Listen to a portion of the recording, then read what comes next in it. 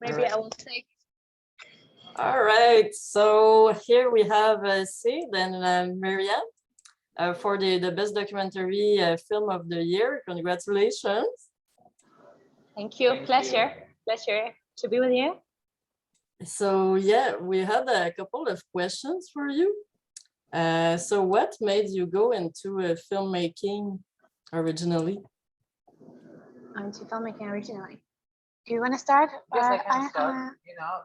Just make it short. When I was a teenager, I just saw some great movies, and I just kind of thought that it's a good profession. It's a good at that time it's a good hobby. Then it just became something serious, and I just found myself in the process. For me, that was it's a fascinating media. I mean, everybody in every generation living nowadays, I think, have somehow a special relation to the film media, and it buys into the whole idea of show or not show don't tell, but tell through showing, and it's just fascinating because it has so many facets to so many ways and tools to express yourself and express whatever story you want to tell.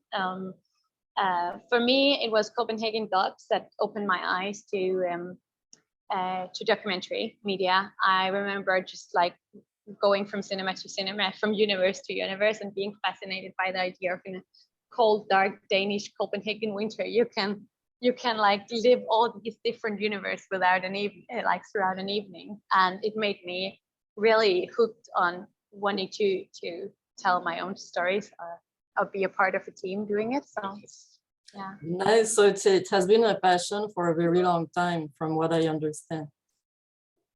Absolutely. Yeah. Nice. And were you thinking like, about documentaries or fictions as well?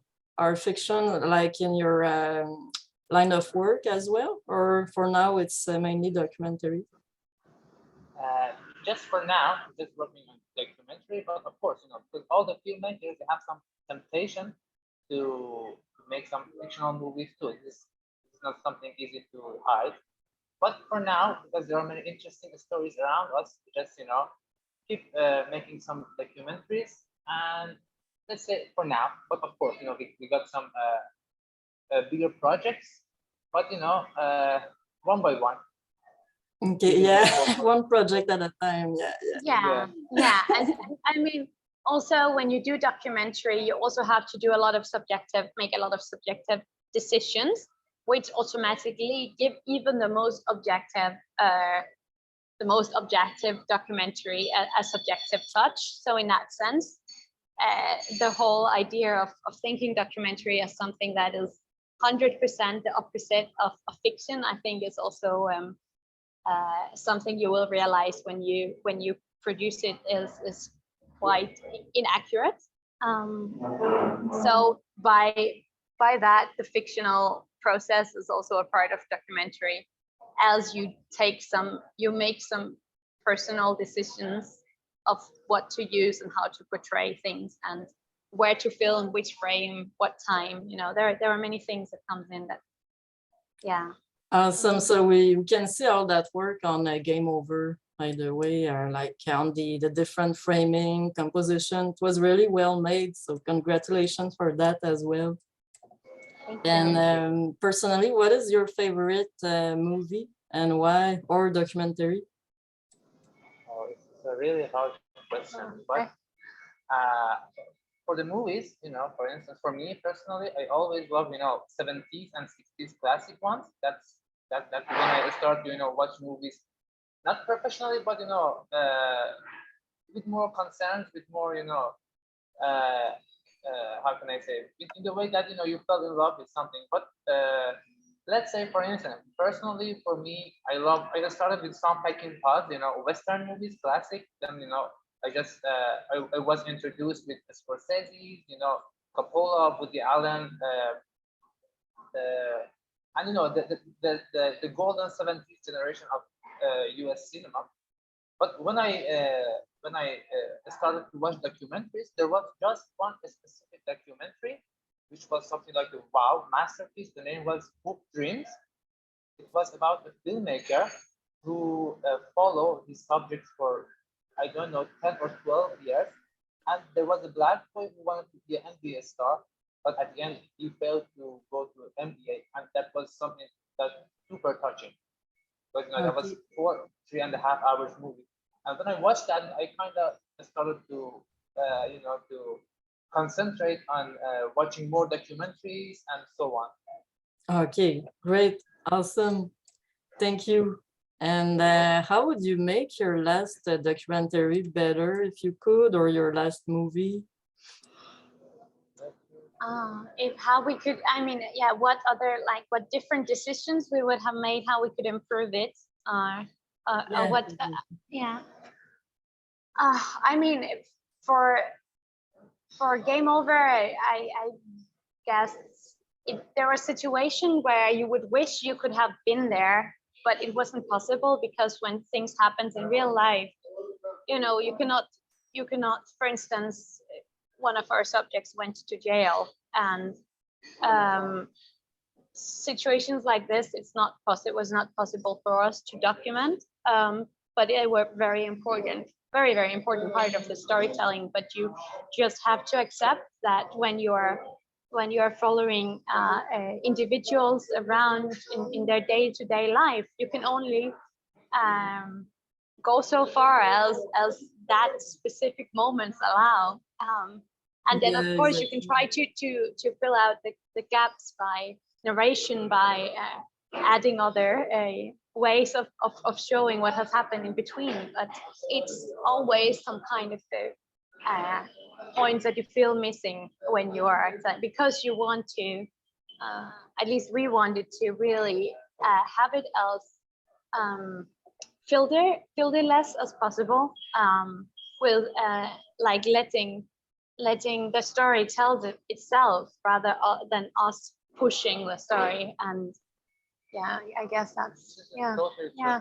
Yeah, I think that's the right way to go, right? Especially for that subject, it was a difficult subject, so you have to stay with the truth all the time. Thank you. And why did you choose that particular subject for your documentary, for Game Over? Yeah, actually, As you might know, it was, I think it was September 2021 when that things happened in Afghanistan. And just, Miriam told me once that there is a neighborhood here full of illegal Afghans who are just coming from Afghanistan even right now. And I'm a Farsi speaker, so we just decided to go, and make a movie about it. First, it was supposed to be a reportage, but then we found our subjects.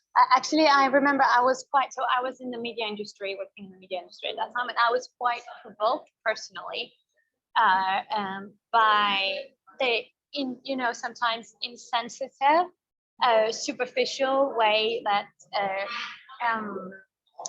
yeah, it's like dangerous topic, but like that news like that are portrayed. I really was lacking their personal stories and eye to eye level empathy, and I wanted to somehow not just hear about the facts, but also experiencing in the individual, the individuals who have been through this thing, and to tell some more empathy, inducing stories rather than just like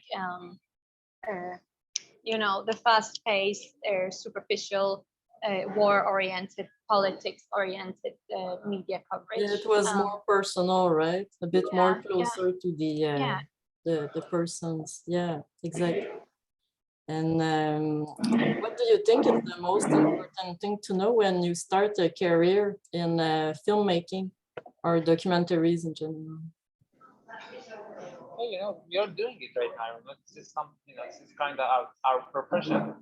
Because we just have to earn money, do that, then go to the next project. So, but what is the most important thing? Yeah, what is the most important thing? About the filmmaking, about the whole process of producing. just when you know some new people, when you know some new stories that you want to follow, of course, you know that it will be something dramatic, something interesting to show to other people, the story which works to tell. And when you finish it, when you see the whole process from the first frames to the end of it, super enjoyable.